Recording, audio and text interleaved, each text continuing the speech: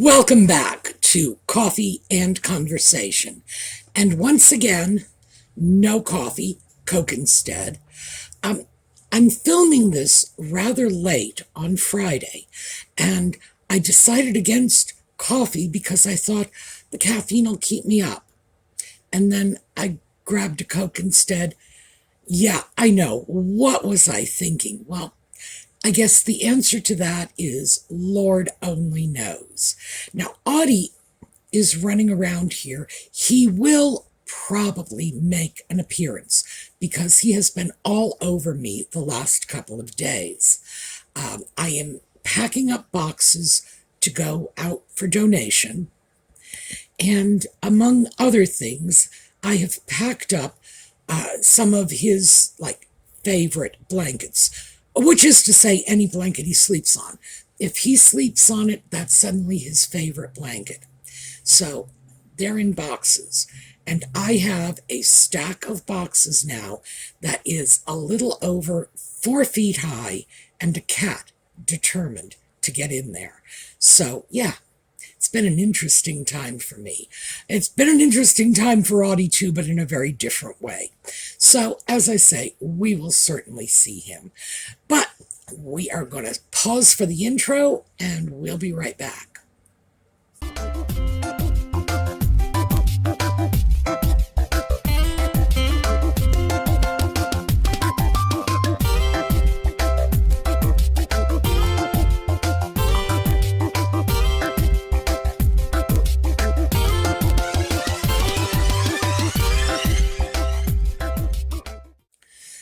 So now that we are into December, I thought this might be a good opportunity to take a look at the stuff I have learned in this year-long process. Well, it's year-long, goes back to 2020.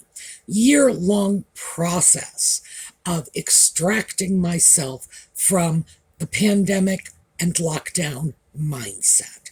Now, pandemic is under control, lockdown is long over, but as I said when we began this journey a year ago, because it was January, we're in December now, it's a mindset. Just somehow, for me, and I know for a lot of the rest of you, things changed profoundly, and we got into a weird state and kind of need to scramble a bit to get ourselves out of it. So, we are just going to chat a little bit about my journey. I want to hear about yours too. But my journey, I was going to say, maybe it's inspiration. Nah, I doubt it is. But I have made the mistakes so you don't have to. I started off with this notion that I needed to just give the place a thorough cleaning because I had become a little pack ratty during lockdown. Now, I did some research on this, and when cultures in general are under stress like this, pack ratting and hoarding and just gathering up all kinds of things, useful or not useful, is a normal psychological response. It's normal in that this is what people do. Psychologists can predict that if you put people under certain kinds of stress, they will just, squirrel things away somewhere, save it for a rainy day. It's sort of a natural and instinctive response to times of great social stress. So, yeah, okay, maybe I'm not alone. I'd like to hope I am, because I'd hate to think everybody's living like this. But certainly, I've had the last year to do research and consider what's going on, because I don't know about the rest of you, but for me, if I don't understand why I'm behaving a certain way, altering that behavior is not necessarily going to help. And this is probably because I actually studied behaviorist psychology Oh, I should say, as a social worker, that is one of the primary tools in your little toolbox in getting people out of a difficult situation. The actions come first and then the emotional content follows, mostly because you're under the gun. You need to get people to change a behavior or a circumstance, whatever, quickly. Because frankly, social workers generally don't get involved until it's hit the point where the state is taking an interest. So yeah, I'm one of those people who sadly knows a little too much about behaviorism to apply it to myself. But I was looking at this saying, well, if I don't understand why I'm doing these things, I'm just going to keep doing them. It's like putting a Band-Aid on cancer. You might be able to hide one little outbreak, but you're not doing anything to solve the problem. So, yeah, I know, loads and loads of babble and garble.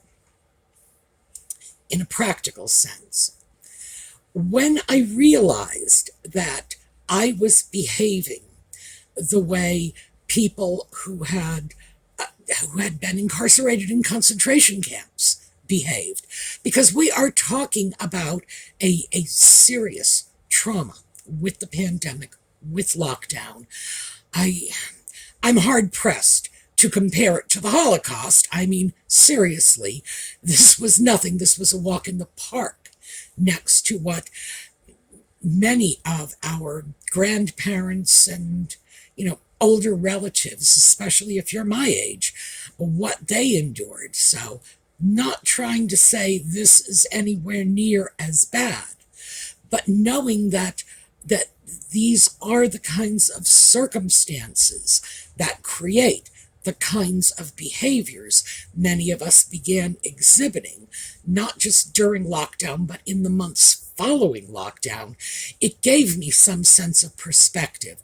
And it's always nice to know that you're not alone, that this is simply the way people are inclined to behave. It's not like, somehow you've interpreted these events in some unique way, which in my case, I usually assume means I'm losing it. And, it's time for me to get one of those mental health checks again. No. It's sort of a normal response to abnormal circumstances. So that helped me a bit to understand why this happened, why it happened to me, why it happened to many of you. It's just an instinctive response. When the world around you is crumbling, you start to feather your nest, if you will. You start to think, well, I shouldn't throw that away. I might need it. And who knows? I can't get toilet paper today. Maybe I'm not going to get little barrettes for my hair shaped like songbirds. And so I should keep this, because we were in a situation in which there were shortages of all kinds of things, and toilet paper being sort of the classic. Around here, I don't know if I shared this with you, in my area, for some reason, it was iced tea. The kind of iced tea you go into the store and you buy it in a gallon jug, like one of those large plastic jugs of milk. I'm sorry, some of you probably call it sweet tea, because that's how it's known in other parts of the country. Around here, that was just flying off the shelves. No idea why. I actually stopped people in the grocery store and said, please explain this to me, when I saw their cart full of iced tea. And they had no idea why either. No one gave me any kind of response. So, yeah, I think some of this may actually have a regional flavor to it. So anyway, when the greater world seems to be uncertain and chaotic, we try to make sure that we are exercising control in our own little corner of the world, that we have everything we need. And if our ordinary supply of stuff is threatened, well, then we start hoarding. We start pack ratting. We start, whatever you want to call it. I am reluctant to call mine hoarding. I probably just because I don't like that word. I prefer to think of it as, ooh, pack ratting. What actually happened? And I looked back and said, how did this get started?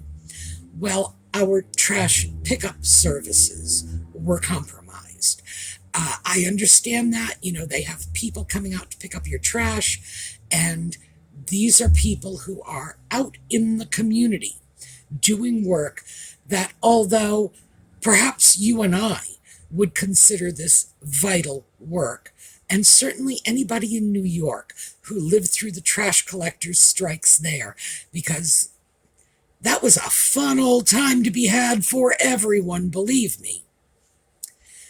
We tend to think of this as important, but the people who were deciding who could go to work and who would not be allowed to go to work apparently had some disagreements. So, yes, nurses, doctors, police officers, firefighters, they all got to go to work, but there were periods when the trash collection was interrupted.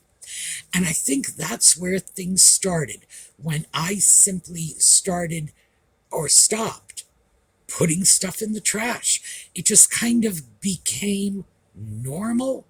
I know it's crazy, but it became normal to have things that really should have been tossed. I don't know.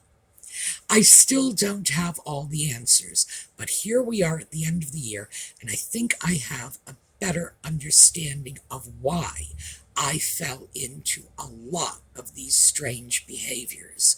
And it's just, this is what tipped it off for me. Other people might have collected old tea bags. I don't know. If I were in the UK and I were drinking tea, I probably would collect old tea bags. If I couldn't get toilet paper and I saw the iced tea flying off the shelves, maybe I would start to think my supply of tea would be threatened. Lord knows, in southern Pennsylvania, the supply of tea was threatened. Saw it with my own eyes. So I think we've all interpreted that in our own unique ways. And so now, because I have not focused on simply tossing or donating the things that should be tossed or donated, I'm focusing on cleaning. So my goal is what the space is going to look like when I'm done. That's always my goal when I clean. If I look at something and it's dirty, I don't think about the dirty thing in front of me. I think about the cleaned thing underneath that, so that it's less like drudgery and more like freeing up that kitchen counter that truly wants to be clean. It makes me feel a little more constructive in what I'm doing. So that's what I was focused on. And as you know, I started in the bedroom with my closet and my dresser and my shoe rack. And by the way, I feel very, very comfortable with the progress I have made. But keep in mind, getting rid of all of this excess clothing did not stop me from buying clothing, because I will still buy things. I am not a minimalist. I do not aspire to some lifestyle where I will never have to buy another thing again as long as I live. I just want to try not to have to buy another thermal long-sleeved shirt as long as I live. I tend to think in smaller categories like that. Speaking of, last week we had talked about things like changing buttons, and I did change the buttons on this thermal shirt. It had little black plastic buttons on it, and it's called white, but it's actually off-white, so it's not shock white.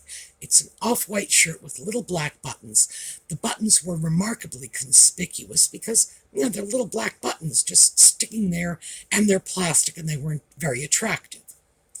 So what I did was I went on a button hunt online, and I got these, which are milk glass buttons that are, they have like gold streaks in them.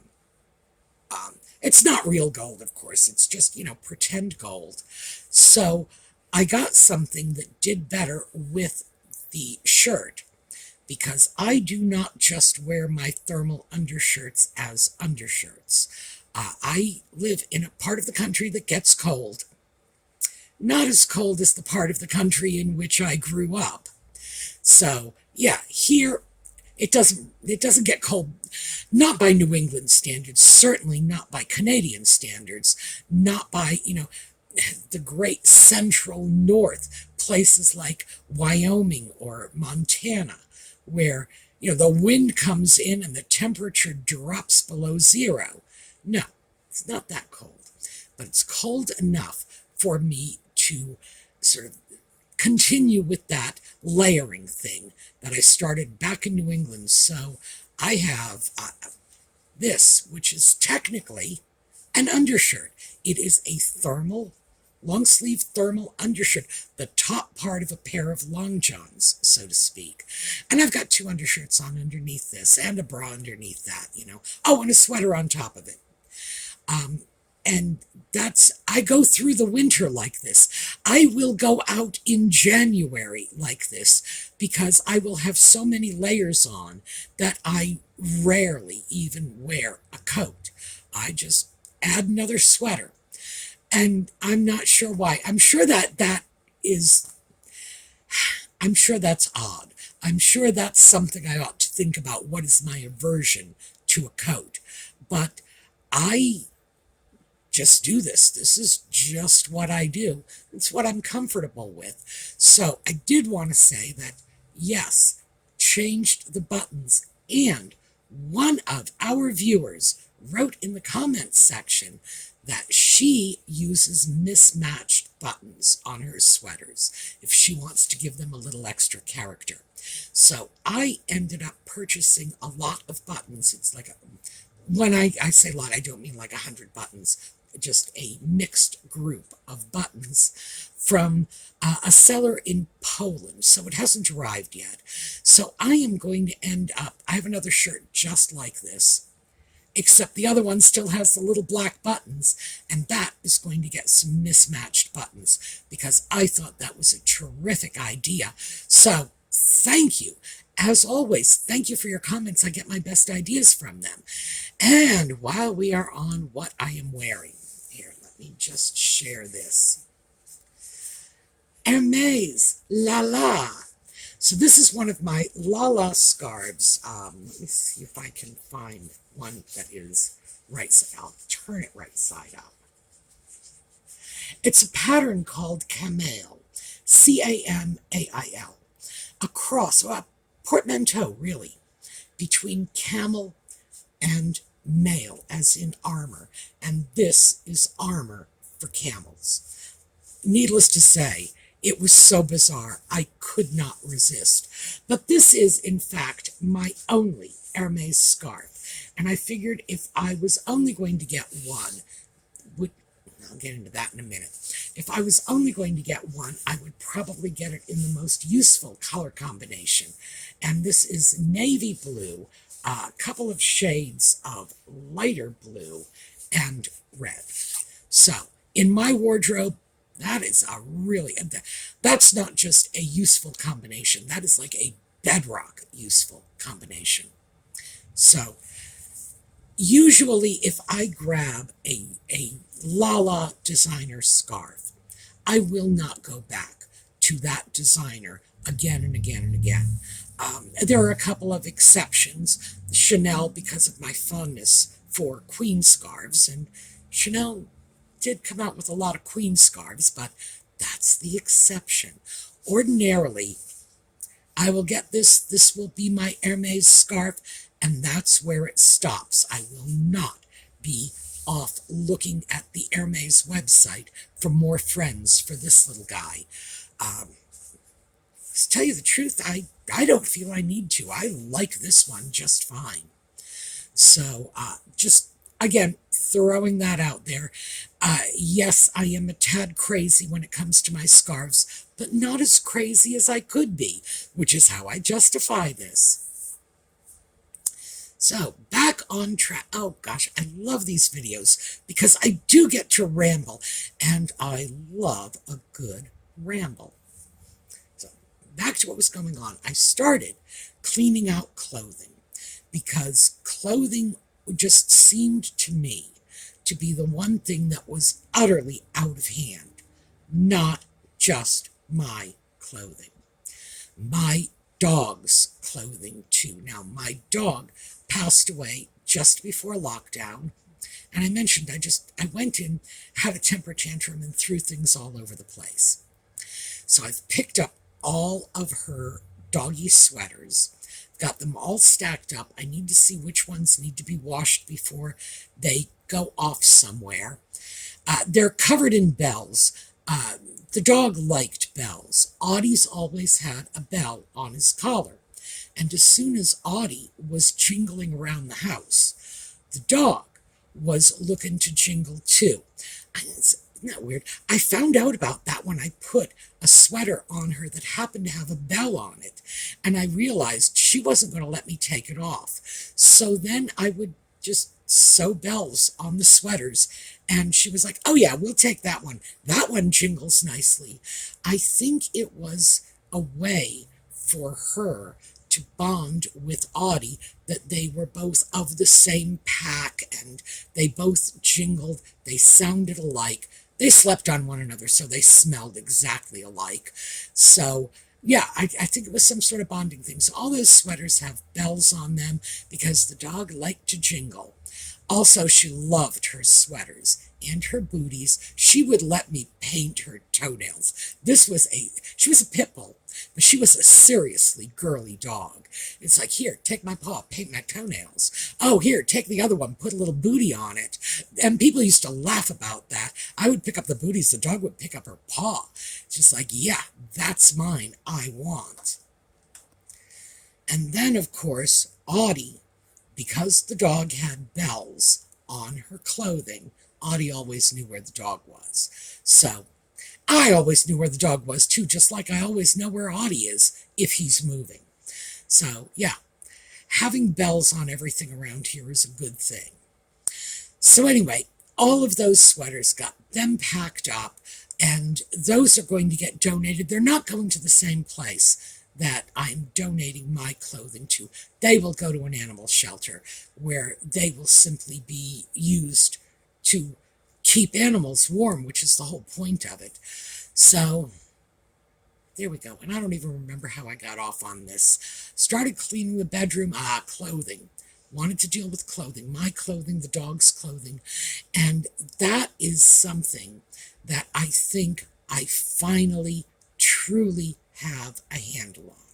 I really feel like by the time the charity comes to collect my donations, and by the way, here in the U.S., it's Green Drop, Greendrop, Green Drop, and they come and pick stuff up at your home. Because for a lot of us, putting together a donation box isn't such a big deal. It's like, who's going to take it? Where are we going to send it to? If you don't drive, it's like, do I have to carry this on the bus with me? Which can be a pretty daunting prospect. So Green Drop comes, they get the stuff. They're getting the stuff next weekend. Well, actually a week from this coming Monday. I tend to think of it as next weekend because I will have the weekend to finalize all of the boxes, put them out.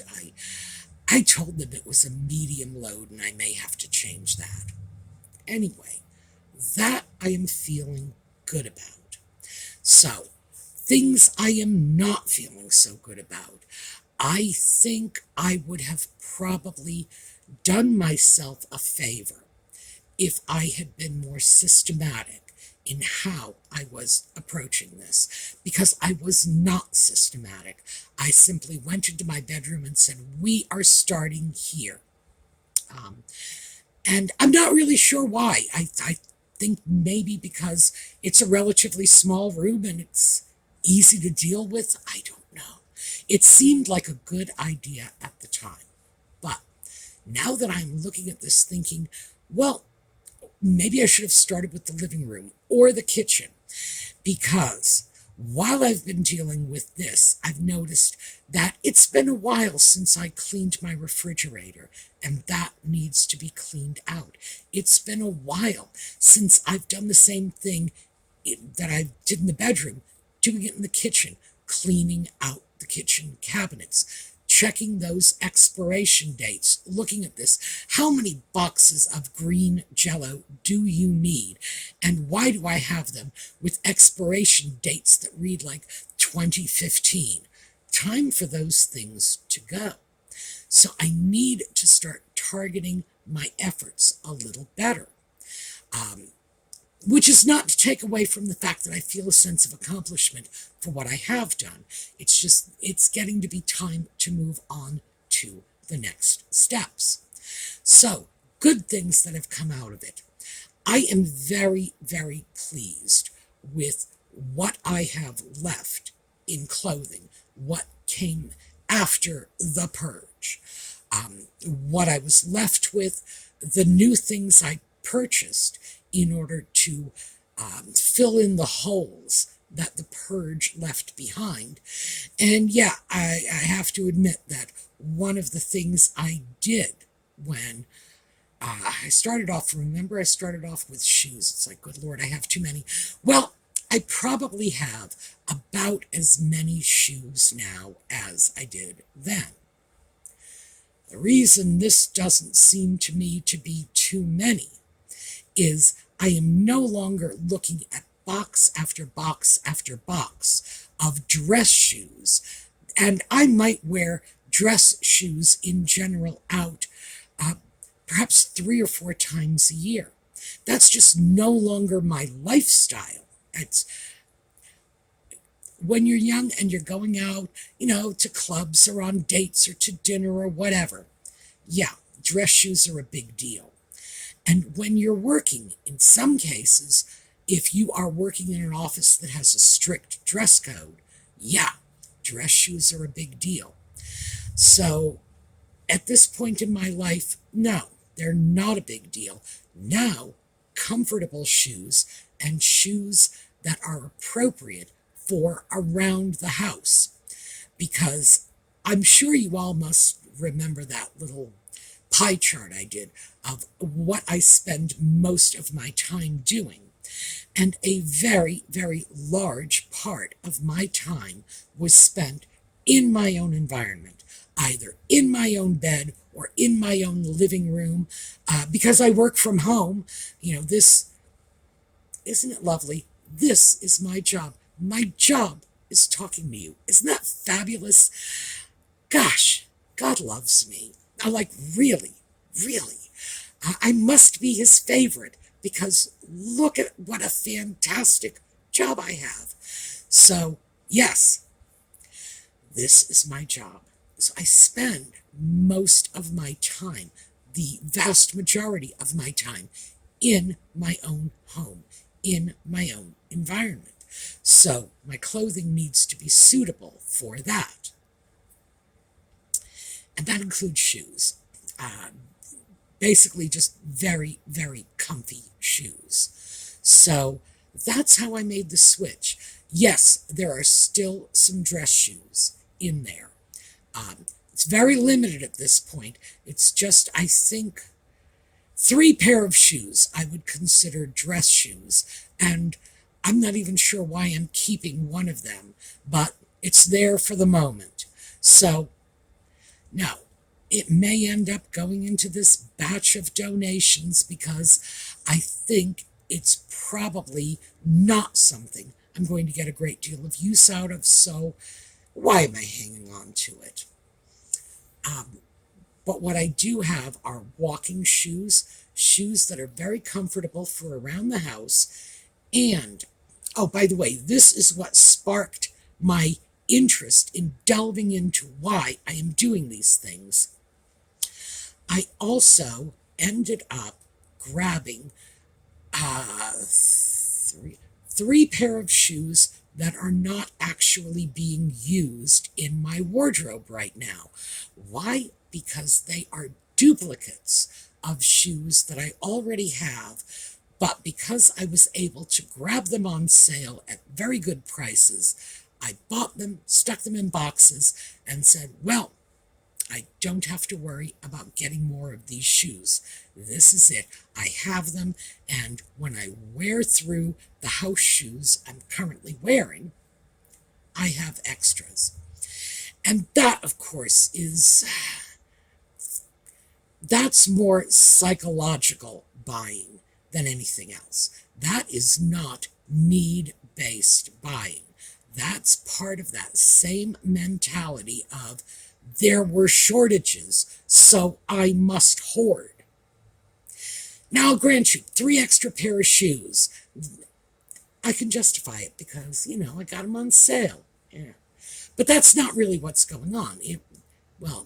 I told myself it was about the sale, but I think what's really going on is I'm still dealing with that notion of things are in short supply. I must grab what I need now and save it in case, the zombie apocalypse comes. And by the way, that was always how I joked about this. It was always, it's the zombie apocalypse. And in fact, there is no zombie apocalypse, but I wasn't really prepared emotionally to deal with concepts like worldwide pandemic. So no, zombie apocalypse is the nice little face I threw on it. So yes, I have not purged those behaviors. I have to work on that. I have to deal with that. I need to confront it. That's the first thing I need to do, is confront it and say, look, these are hoarder tendencies.